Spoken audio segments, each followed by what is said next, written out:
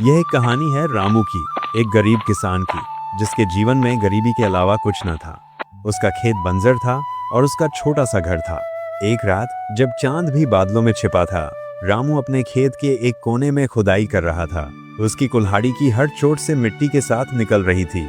उसने सोचा था कि शायद उसे वहां पानी का कोई स्रोत मिल जाए, लेकिन उसकी कुल्हाड़ी किसी कठोर चीज से टकराई। एक अजीब धातु की आवाज गूंजी। ये क्या है? पत्थर तो नहीं लगता। उसने और खुदाई की और धीरे धीरे एक पुराना जंग लगा हुआ बक्सा बाहर निकला। रामू की आंखें चमक उठीं।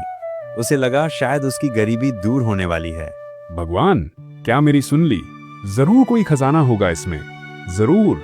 उसने बक्से को खोलने की कोशिश की, लेकिन वह कसकर बंद था।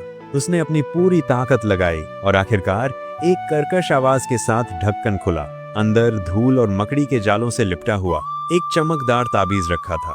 क्या है? इतना चमक रहा है। कोई मणि तो नहीं, लेकिन इतनी रोशनी क्यों? जैसे ही उसने ताबीज को छुआ, एक ठंडी लहर उसके शरीर में दौड़ गई। हवा में एक अजीब सी गंध फैल गई, जैसे पुरानी कब्रों से आने वाली गंध। अगले कुछ दिनों तक रामू के खेत में बदलाव आने लगा। बंजर जमीन पर अचानक हरियाली छाने लगी। फसलें लहलहा उठी, मानो जादू हो गया हो। रामू की खुशी का ठिकाना न था। उसे लगा कि ताबीज ने उसकी किस्मत बदल दी है। ये तो कमाल हो गया। बस एक ताबीज और मेरी पूरी दुनिया बदल गई। अब मेरी पत्नी और बच्चों को कभी भूखा नहीं सोना पड़ेगा। लेकिन जैसे जैसे उसकी समृद्धि बढ़ी, एक अजीब सी बेचैनी भी बढ़ने लगी। रात में उसे अजीबोगरीब आवाजें सुनाई देने लगी। एक रात जब रामू अपनी झोपड़ी में सोया हुआ था, उसे अपने दरवाजे पर खटखटाने की आवाज सुनाई दी। कौन है इस वक्त? इतनी रात दरवाजे पर खटखटाने लगा। उसने दरवाजा खोला और सामने एक लंबा, दुबला, पतला आदमी खड़ा था। उसकी आंखें गहरी थीं और उसके चेहरे पर एक रहस्यमयी मुस्कान थी। उसने काले कपड़े पहने थे। नमस्कार किसान, मुझे पता चला है कि तुम्हारे खेत में कुछ अजीब हो रहा है। क्या मैं अंदर आ सकता हूँ? मुझे कुछ जरूरी बात करनी है। आपको मुझसे क्या काम है? मैं आपको जानता नहीं, और इतनी रात को।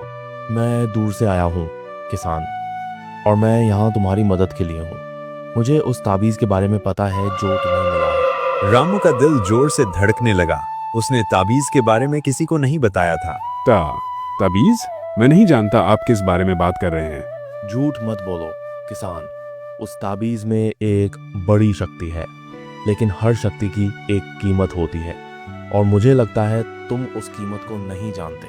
कीमत? कैसी कीमत? मुझे तो लगा कि ये एक वरदान है। मेरी किस्मत बदल दी इसने।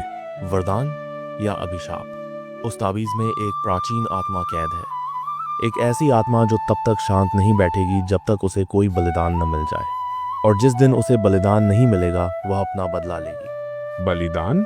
ये क्या बकवास है? कोई बलिदान नहीं। मैंने किसी आत्मा को कैद नहीं किया। मैं तो बस मुझे वो बक्सा मिला। वह बक्सा किसी दुर्घटना से नहीं मिला रामू, उसे तुम्हारे लिए रखा गया था। उस आत्मा को एक नया मेजबान चाहिए था, और तुम उसके लिए बिल्कुल सही थे। तुम्हारी गरीबी, तुम्हारी हताशा, उसे यह सब आकर्षित करता है। मुझे नहीं पता था। मुझे माफ कर दो। मैं इसे वापस कर दूंगा। जहां से मिला था वहीं दफन कर दूंगा। अब बहुत देर हो चुकी है रामू। एक बार जब आत्मा किसी को चुन लेती है तो वह उसे नहीं छोड़ती, और तुम उसकी शक्ति का आनंद ले चुके हो। अब तुम्हें उसे कुछ देना होगा। हर रात जब चांद पूरा होगा, तुम्हें उसे कुछ देना होगा। नहीं तो वह तुमसे सबसे प्रिय चीज छीन लेगी। तुम्हारी फसल, तुम्हारे जानवर, या तुम्हारे अपने। रामू ने अपनी पत्नी और बच्चों के बारे में सोचा। उसका दिल दर्द से फट गया। नहीं, मैं ऐसा नहीं कर सकता। मैं किसी को बलिदान नहीं दे सकता। मैं एक किसान हूँ। मैं किसी को नुकसान नहीं पहुंचा सकता। तो फिर तुम्हें तैयार रहना होगा। अगली पूर्णिमा को तुम्हें पहला बलिदान देना होगा। अगर तुम नहीं करते तो वह आत्मा तुम्हारे परिवार पर कहर बरपाएगी। अजनबी अचानक गायब हो गया, जैसे वह कभी था ही नहीं। रामू वहीं फर्श पर बैठा रहा। उसका शरीर कांप रहा था। उसका मन भयानक विचारों से भरा हुआ था। पूर्णिमा की रात आ गई। चांद आसमान में चमक रहा था, लेकिन रामू के लिए वह किसी डरावने राक्षस जैसा दिख रहा था। उसने अपने खेत की तरफ देखा। उसकी फसलें चमक रही थीं, लेकिन उसे खुशी नहीं, बल्कि एक अजीब सी उदासी महसूस हो रही थी।